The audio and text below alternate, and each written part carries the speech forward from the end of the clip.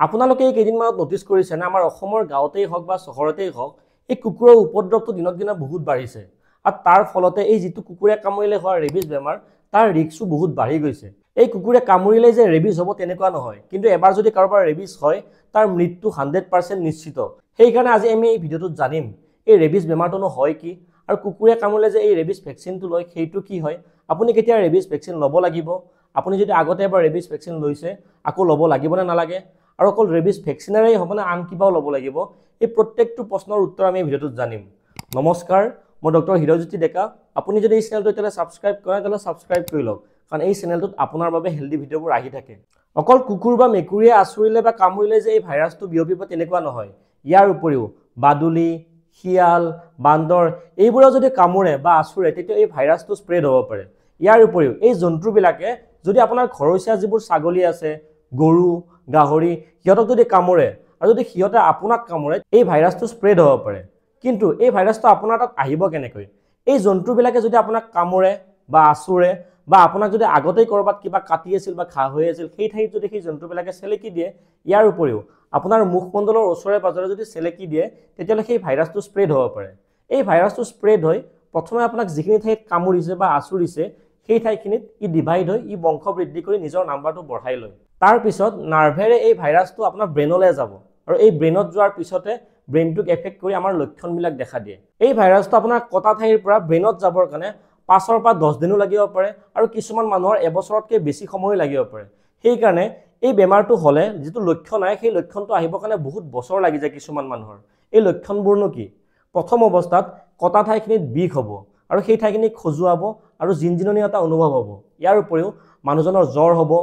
মূৰৰ বিষ হ'ব আৰু মানুহজনৰ বহুত ভাগৰ লাগিব। ইয়াৰ উপৰিও মানুহজনে বমিও কৰিব পাৰে। কিন্তু এই বেমাৰটোৰ শেষৰ ষ্টেজত মানুহজনৰ যিবোৰ মানসিক লক্ষণ হয় সেইবোৰ দেখা দিয়ে, যেনেকৈ মানুহজনৰ এংজাইটি হয়, ইয়াৰ উপৰিও মানুহজনৰ টোপনি ভালকৈ নহয় আৰু এই মানুহজন বহুত বেছি আক্ৰমক হৈ যায় আৰু এনেকুৱা হয় যে সেই মানুহজনে যি টি খাবলৈ ধৰে আৰু যাকে তাকে আক্ৰমণ কৰিব ধৰে। ইয়াৰ উপৰিও সেই মানুহজনে ভালকৈ উশাহ নিশাহ ল'ব নোৱাৰা হয়, ভালকৈ খোৱা বস্তু গিলিব নোৱাৰা হয়, কাৰণ এই মানুহজনৰ যিডাল উশাহৰ নলী থাকে আৰু যিডাল খাদ্য নলী থাকে তাত থকা মাংসপেশীবোৰ হঠাৎ বহুত কোচ খাই যায় আৰু তাৰ ফলত মানুহজনে ভালকৈ উশাহ নিশাহ ল'ব নোৱাৰে আৰু ভালকৈ খাদ্যবোৰ গিলিব নোৱাৰে। তাৰ ফলত যিটো মানুহজনক যেতিয়া আপুনি পানী খাব দিব, যিকোনো বস্তু খাব দিব আৰু যদি মানুহজনৰ ওচৰত বতাহ দিয়ে আৰু যদি বহুত ব্ৰাইট লাইট মানুহজনৰ চকুত পৰে, ইয়াৰ উপৰিও মানুহজনৰ যদি বহুত ডাঙৰ ডাঙৰ চাউণ্ড শুনে তেতিয়া সেই মানুহজন ভয় খায়, কাৰণ সেই সময়ত সেই মানুহজনৰ যিডাল উশাহ নিশাহ লোৱাৰ যিডাল পাইপৰ ওচৰৰ মাংস থাকে সেই মাংসটো কোচ খাই যায়, যাৰ ফলত মানুহজনে ভালকৈ উশাহ নিশাহ ল'ব নোৱাৰা হয়। সেইকাৰণে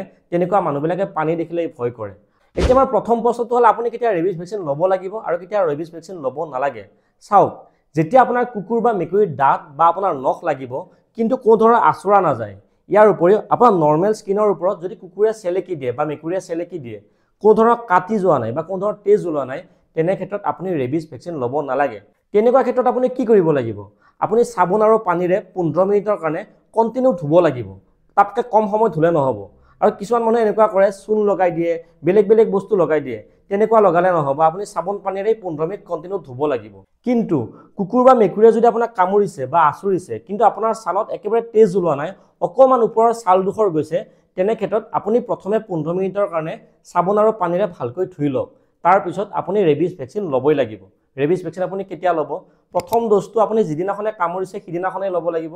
নেক্সট ড'জটো আপুনি তাৰে 3 দিন পিছত ল'ব লাগিব। তাৰ নেক্সট ড'জটো আপুনি 7 দিন পিছত ল'ব লাগিব আৰু লাষ্টৰ ড'জটো আপুনি 28 দিনৰ পিছত ল'ব লাগিব। এই ড'জকেইটা আপুনি একেবাৰে সময়মতে ল'ব লাগিব আৰু আপুনি এনেকুৱা নকৰিব দুটা লৈছে দুটা লোৱা নাই, তেনেকৈ কোনো আপোনাৰ লাভ নিদিব। কিন্তু আপোনাক যদি কুকুৰ বা মেকুৰীয়ে কামুৰে বা আঁচুৰে আৰু যদি সেই ঠাইখিনিৰ পৰা তেজ ওলায়, নাইবা আপোনাৰ আগতেই যদি কিছুমান ঘাঁ হৈ আছিল বা ক'ৰবাত কাট লাগি আছিল তাৰ ওপৰত যদি কুকুৰ বা মেকুৰীয়ে চেলেকি দিছে, নাইবা আপোনাৰ মুখৰ ওচৰে পাজৰে যদি কুকুৰ বা মেকুৰীয়ে চেলেকি দিছে, তেনে ক্ষেত্ৰত আপুনি ৰেবিছ ভেকচিন ল'বই লাগিব। আৰু এই ৰেবিছ ভেকচিন লোৱাৰ আগতে আপুনি সেই একেই 15 মিনিটৰ কাৰণে চাবোন পানীৰে ভালকৈ সেই ঠাইডোখৰ ধুবই লাগিব। আৰু ৰেবিছ ভেকচিন আপুনি কেনেকৈ ল'ব? যিদিনাখনে আপোনাক কামুৰিছে সিদিনাখনে ল'ব, তাৰ 3 দিন পিছত ল'ব, তাৰ 7 দিন পিছত ল'ব আৰু লাষ্টৰ ড'জটো 28 দিনৰ পিছত ল'ব। কিন্তু আপোনাক যদি কামুৰিছে বা আঁচুৰিছে, আপোনাৰ তেজ ওলাইছে বা আপোনাৰ আগত কাটা ঠাইত যদি চেলেকি দিছে, তেনে ক্ষেত্ৰত আপুনি ৰেবিছ ভেকচিনৰ লগতে ৰেবিছ ইমিউনগ্লোবুলিনো ল'ব লাগিব। এই ৰেবিছ ইমিউনগ্লোবুলিনটো আপোনাৰ যিখিনি ঠাইত কামুৰিছে বা আঁচুৰিছে সেই ঠাইখিনিৰ ওচৰে পাজৰে আপোনাক ইনজেক্ট কৰি দিব। আৰু সেই ইমিউনোগ্লোবুলিনটো আপোনাক কামোৰাৰ পৰা 7 দিনৰ ভিতৰত আপুনি ল'ব লাগিব তাৰ পিছত লৈ আপোনাৰ লাভ নাই কাৰণ আপোনাক যেতিয়া কামোৰে আৰু আচুৰে আৰু আপোনাৰ তেজ ওলায় তেতিয়াহ'লে আপোনাৰ ইনফেকশ্যনৰ চান্সটো বহুত বেছি বাঢ়ি যায় সেইকাৰণে আপুনি ৰেবিছ ভেকচিনৰ লগত আপুনি ৰেবিছ ইমিউনোগ্লোবুলিনটো ল'ব লাগিব এতিয়া নেক্সট ইম্পৰ্টেণ্ট প্ৰশ্নটো হ'ল আপুনি যদি আগতে ৰেবিছ ভেকচিন আগতে এবাৰ লৈছে তেতিয়াহ'লে আকৌ আপুনি এবাৰ ৰেবিছ ভেকচিন ল'ব লাগিব নে নালাগে চাওক যদি আগতে আপুনি কুকুৰ বা মেকুৰীয়ে কামোৰাৰ ফলত বা আচুৰাৰ ফলত ৰেবিছ ভেকচিন লৈছে আৰু কমপ্লিট 4টা ড'জ একেবাৰে সময়মতে লৈছে 0 ড'জ 3 ড'জ 7 আৰু 28 ডেইছত যদি আপুনি একেবাৰে সময়মতে ভেকচিনটো লৈছে তেতিয়াহ'লে আপুনি গোটেইকেইটা ভেকচিন নেক্সট টাইম কামুৰিলে আপুনি ল'ব নালাগে আপুনি কোনকেইটা ভেকচিন ল'ব লাগিব যিদিনাখন আপোনাক কামোৰে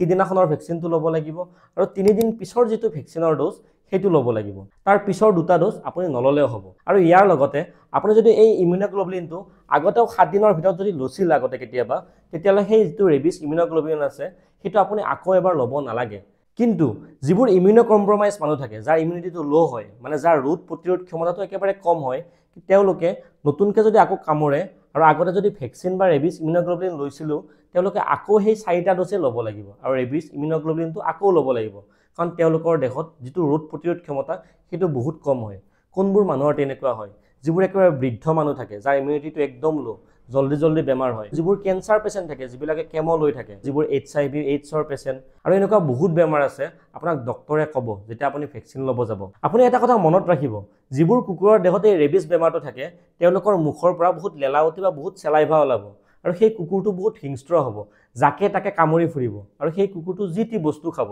আৰু সেই কাৰণে তেনেকুৱা কুকুৰৰ পৰা আপুনি আঁতৰি থাকক আৰু আমাৰ বহুতো এটা প্ৰশ্ন হয় আমাৰ ঘৰৰ যদি কুকুৰ বা মেকুৰীয়ে কামুৰে বা আচুৰে তেতিয়া ভেকচিন ল'ব লাগিব নে নালাগে চাওক আপোনাৰ ঘৰত থকা যিটো কুকুৰ বা মেকুৰী আছে সেইটোক যদি আপুনি সময়মতে ৰেবিছ ভেকচিন দি আছে আৰু যদি সি যদি আপোনাক কামুৰিছে বা আচুৰিছে তেতিয়াহ'লে আপুনি আকৌ ৰেবিছ ভেকচিন ল'ব নালাগে কিন্তু এটা কথা মনত ৰাখিব আপুনি সময়মতে সিহঁতক ভেকচিনৰ ড'জটো দিব লাগিব আৰু কোনো এনেকুৱা ইনফেক্টেড কুকুৰ বা মেকুৰীয়ে সিহঁতক কামুৰিব নালাগিব আৰু নহ'লে আপুনি ৰেবিছ ভেকচিন আকৌ নিজেও ল'ব লাগিব আৰু ইয়াৰ লগতে আমাৰ বহুতৰ এটা প্ৰশ্ন থাকে যদি কোনোবা এটা গাই গৰুক কুকুৰে কামুৰে তেতিয়াহ'লে সেই গাই গৰুটোৰ গাখীৰ আমি খাব পাৰিম নে নাই বা তেনেকুৱা আৰু এটা কুৱেশ্যন আছে যদি কোনোবা এজনী মহিলাক যাৰ বাচ্চা আছে তাক যদি কুকুৰে কামুৰে তেতিয়াহ'লে সেই মহিলাজনীৰ পৰা গাখীৰ সেই বাচ্চাটোৱে খাব পাৰিবনে নাই চাওক এতিয়ালৈকে এনেকুৱা কোনো এটা ষ্টাডি বা এনেকুৱা কোনো এটা কেছ পোৱা নাই য'ত গাখীৰেৰে আপোনাৰ এই ভাইৰাছটো স্প্ৰেড হয় কিন্তু যিহেতু এইটো এটা বহুত চিৰিয়াছ বেমাৰ হয় সেইকাৰণে যেতিয়া সেই কুকুৰে কামোৰা গৰুটোৰ আপুনি গাখীৰ খাব ভালকৈ বইল কৰি খাব যাতে ৰিস্কটো আৰু বহুত বেছি কমি যায় আৰু যদি কোনোবা মহিলাক কুকুৰে কামোৰে সেই মহিলাজনীয়ে সেই বাচ্চাটোক ভালকৈ আপোনাৰ সময়মতে গাখীৰ খুৱাব পাৰিব তাৰ কাৰণে ভয় খাব নালাগে কিন্তু এটা কথা মনত ৰাখিব সেই কুকুৰে কামোৰা ঠাইডোখৰ ভালকৈ 15 মিনিটৰ কাৰণে চাবোন পানীৰে ধুব লাগিব আৰু সময়মতে সেই 4টা ভেকচিন সময়ত ল'ব লাগিব আৰু আপোনাৰ যদি এই ৰেবিছৰ বিষয়ে কথাখিনি জানি ভাল লাগিল তেতিয়াহ'লে ভিডিঅ'টো লাইক কৰি চেনেলটো ছাবস্ক্ৰাইব কৰিব আৰু এনেকুৱা ধৰণৰ ভিডিঅ' আগলৈও পাই থাকিবৰ কাৰণে ন'টিফিকেশ্যনটো অন কৰি ৰাখিব আপুনি ভিডিঅ'টো শেষলৈ চোৱাৰ বাবে আপোনাক ধন্যবাদ